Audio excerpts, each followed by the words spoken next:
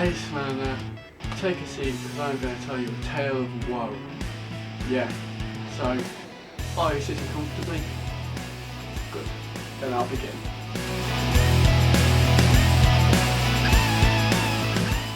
So hi, as you can see I'm now back in England after my holidays, my vacation in Toronto and Orlando, which was really good, really good.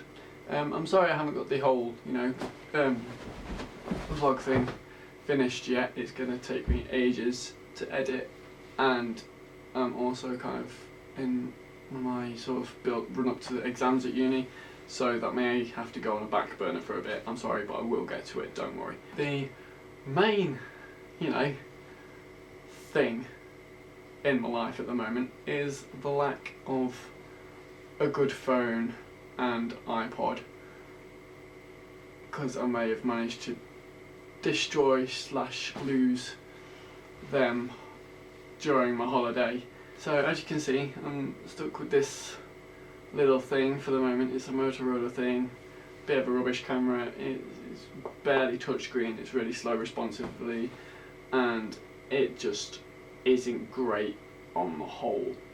But it does what I need it to do for 2 weeks while my other phone gets repaired. So I've named it Betty, because it's ugly.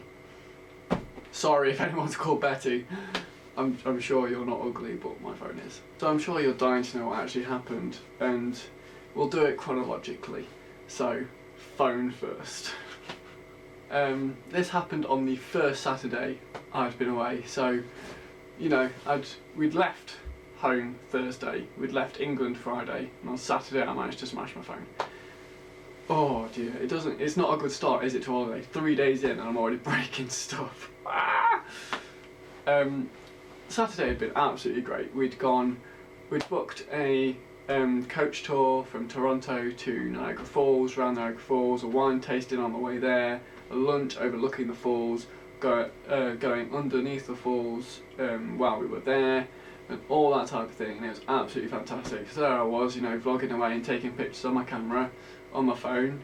All was well, all was fine, great. Got some absolutely stunning pictures of Niagara on my phone.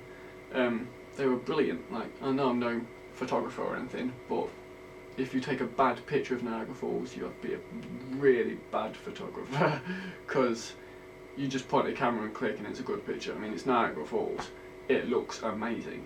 So we come back to Toronto in the evening.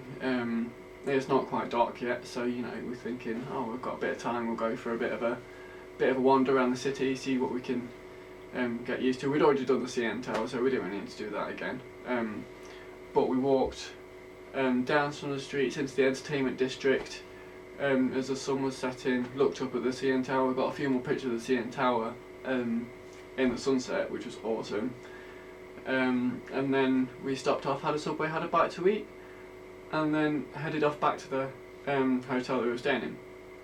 Now, this is where we're going to call it the incident, okay? The incident happened. I'm such an idiot. So it's just me and my mum and dad walking along this really quiet street. The sun has now set, it's dark in Toronto, and we're walking along, and I was wearing a coat. I'll get the coat actually so you can see. Cool, that's warm. So yeah, I was wearing this coat, and the thing about this coat is it's got loads of pockets. It's got one down here, one down here, one in here, one up here, and another one here, none there. So with the phone being right-handed, I have a choice of bottom right pocket, top right pocket. And another thing I should mention, top right pocket and top left pocket have no fastening mechanism, like no zip, no press stud, it's just a gaping hole. Stupidly, I'd gonna put phone in top right pocket. There we are, there's me walking along in Canada. Over there.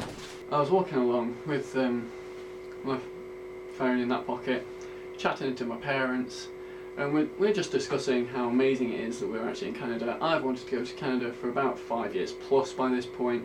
I'm ecstatic that I'm in Canada.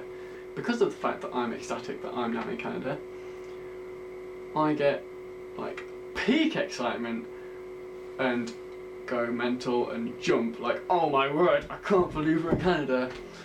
And with me jumping, the phone just comes straight out of this top right pocket and flat on the floor. It didn't even bounce or anything, just face plant on the floor. And I just thought, oh no. I heard the crack, I was like, what's that? It's my phone. Look back, it's on the floor, face down. I'm like, oh, please don't be smashed, please don't be smashed. Because I've dropped this phone, I've dropped my phone before, and it's a tank, it doesn't break easy. Like, admittedly, I've only had it a few months. And I've dropped it loads already. It's not got a case on it, but it hadn't smashed yet. And it was doing pretty well. It had a good track record of not breaking. So I lean down, pick it up. I see that it's smashed. I'm like, oh no, it's smashed. It's okay. The screen will still work. We start walking back to the hotel. I unlock it from the side button, which works. I'm like, oh, it's fine. It's still working. I'm like, okay, I'll just put that in my pocket. It'll be fine. Get back to the hotel, and I pull it out to have a further inspection of the damage. Now that I've got a bit of light, the crack is really bad. Like, the smash is very bad. On the bottom right hand corner is like where all the main damage is, and then it spreads across most of the screen. But of course in the bottom corner is where you have your main home screen buttons and stuff. So I try them first, tap them, nothing's happening. I'm like, oh great, the bottom of the screen's broken, can't use that. So I go to the top of the screen, try and swipe down, see any notifications and that, and that's not working either. So I'm like, you're kidding me. I've managed to smash my phone in such a way that it won't even work at all.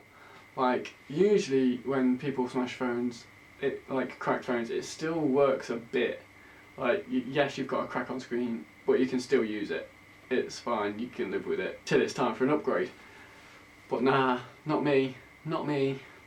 I don't do things by halves. I smash things and I smash them good.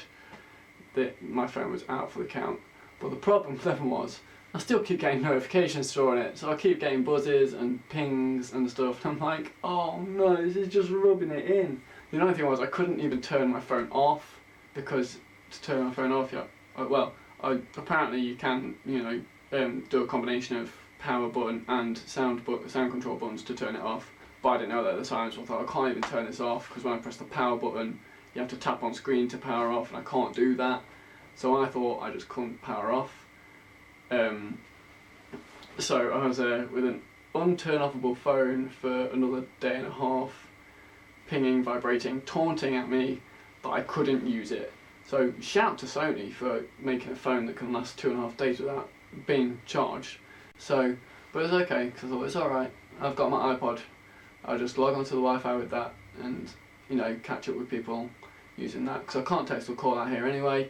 So I've got my Wi-Fi, it's good, which would have been, a good backup.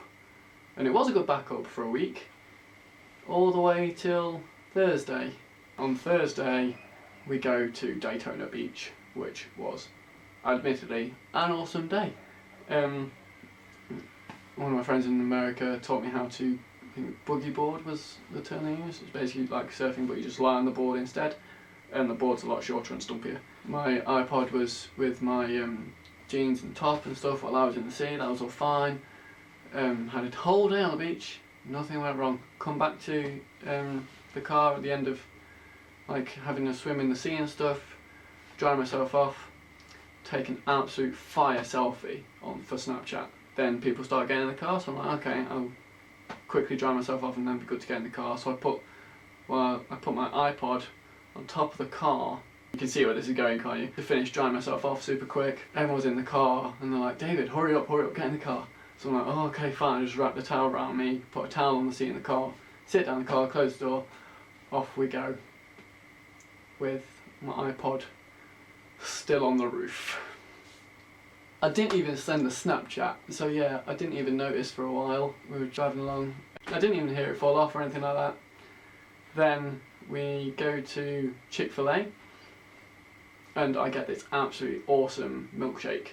And I'm like, oh, this needs a picture. This needs to go on Instagram and Snapchat. I go to get my iPod. I'm like, oh, where's my iPod? I look in the bag where my clothes and that were, it's not there. I'm like, okay, where did I put it? My mum's like, oh, it's probably in my bag. So we pull up in the car park at Chick-fil-A, open the trunk, get my mum's handbag out, we'll root through her handbag, it's still not there. I'm like, oh no. I think I know what I've done. They're like, what have you done? I think I've left it on the car when we left, and we've driven off without it. And they're like, oh no. But we are only 15 minutes away from Daytona Beach, so we're just like, it's okay, we'll just drive back and look for it and ask any staff there, and hopefully it's been handed in or something. So we go back to Daytona Beach, get dropped off, walk up and down the beach about 3 times, and it's sun's starting to set again. We go to where we were parked, it's nowhere around there. We walk up to the end of the beach where we drove off the beach, and it's nowhere there, it's nowhere along the whole way. So I'm like, oh, there's no way it's gone any further than this. It must have fallen down and someone picked it up. So we go and ask like all the lifeguards we see, has anyone handed a iPod in? And they're like, no, we've had nothing handed in to us. One guy goes and gets us a number to call the next day, see if they've had anything handed in. So we're like, oh, okay, fine, we're just going to have to go and hope that it's been handed in and call tomorrow and find out. So the next morning we called up this number and gave them a description of the iPod, and they said, no, we've not had anything handed in, but leave us a number, and if we do, we'll let you know. So still waiting on that call. That's obviously come to no avail. So my iPod is somewhere in Daytona, Florida, probably still in a pawn shop, because joke's on them, it's got a very specific engraving on it. So good luck selling it on. So yeah, I left England with a working phone and a working iPod. I left Toronto with a smashed phone and working iPod, and I left Orlando with a smashed phone and no iPod. Yay for me! Successful trip, right? So I've decided that I should probably just not be interested with technology anymore. Just to add insult to injury, while in Florida, my laptop also decided to stop holding its charge. So it now won't work without being plugged into the main power. Add to the list of technological failures that I've had on holiday, my laptop now having no battery constantly. At least my camera's still working, don't jinx it. So that is my tale of woe. That's what's going on with me. Well, that's what's been going on with me while I was on holiday. I hope you are doing good, Smelleanor, and I hope everyone else is too. Like this video if you liked it. If you like, don't forget to subscribe to see more of these things happen to your subscription feed and your face. I will see you next time. Bye guys.